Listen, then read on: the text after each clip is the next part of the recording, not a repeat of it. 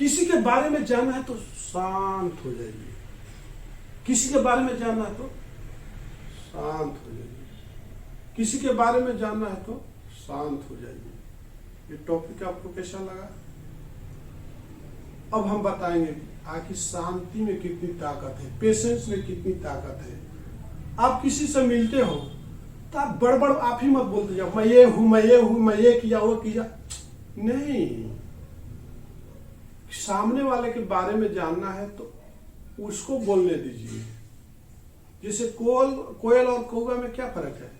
दोनों तो एक ही काला ही एक ही जैसा दिखता है। जब तक वो कौवा बोलेगा नहीं तब तक नहीं मालूम होगा कि कोयल है कि कौवा है। समझ में आ गया? तो मेरे दोस्त, आप किसी के बारे में जानना चाहते हो तो उसको बोलने दीजिए। जितना बोलता है आप शांत बैठे रहिए, बोलने दो, बोलते जाओ। तो जो आदमी बोलता है और उसका जो बॉडी लैंग्वेज मूव होती है, जो उसकी आंखों का चमत्कार होता है, जो भावों का सुगड़न होता है, ओठों का जो उतार चढ़ाव होता है, वो सब कुछ दर्शा देता है कि सामने वाला बंदा है कैसा।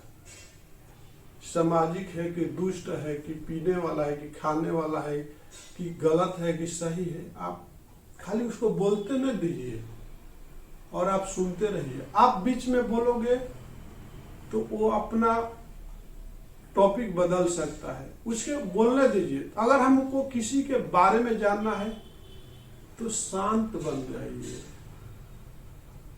यही इसी में भलाई है। कोई आपको मारने के लिए आता है तो आप शांत हो जाइए, उसको ही बोलने दीजिए, गाली देने दीजिए, तो अपने आप वापिस चला जाएगा। अगर मियाँ बीवी है, दोनों आपस में लड़ने लगते हैं तो एक या तो बीवी को चुप हो जाना चाहिए, नहीं तो हस्बैंड को चुप हो जाना चाहिए। समझ गई बात? किसी का गुस्सा को ठंडा करना है तो आपको शांत होने जरूरी है।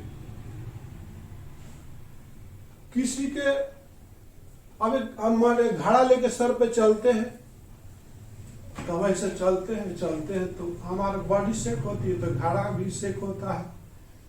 तो घड़ा कब तक शेक होते रहेगा? जब तक हम चलते रहेंगे। समझ गए?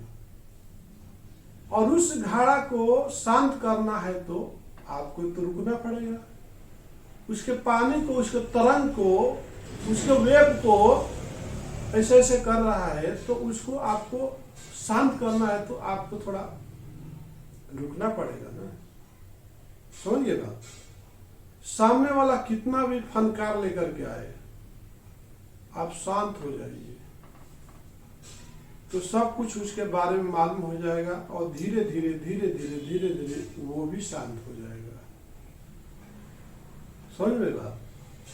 तो हमें इसलिए बोला गया है कि मेरे दोस्त, जिंदगी में कभी भी आगे बढ़ना है तो अपनी सीक्रेसी किसी को मत बताइए, आप दूसरे के सीक्रेसी मालूम करते रहिए।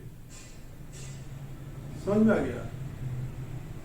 कोई भी चीज चलता है तो शांत होके चलता है। एक नदी बहती है ना, आप देखा होगा नदी और फ्लड में कितना फर्क होता है।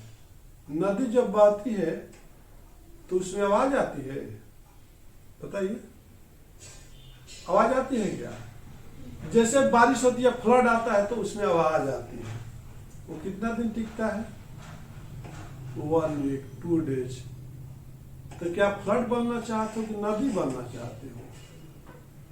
तो जिंदगी रूपी जो गाड़ी है, शांति से चलाने की कोशिश करो, पेशेंस रखो, घबराओ नहीं। आज आपका बुरा वक्त है, कल अच्छा वक्त आ जाएगा, लेकिन उसके लिए पेशेंस रखना पड़ेगा। इसी के साथ मैं मिथिलेश चौधरी आपसे विदा लेता हूँ। नमस्कार, धन्यवाद।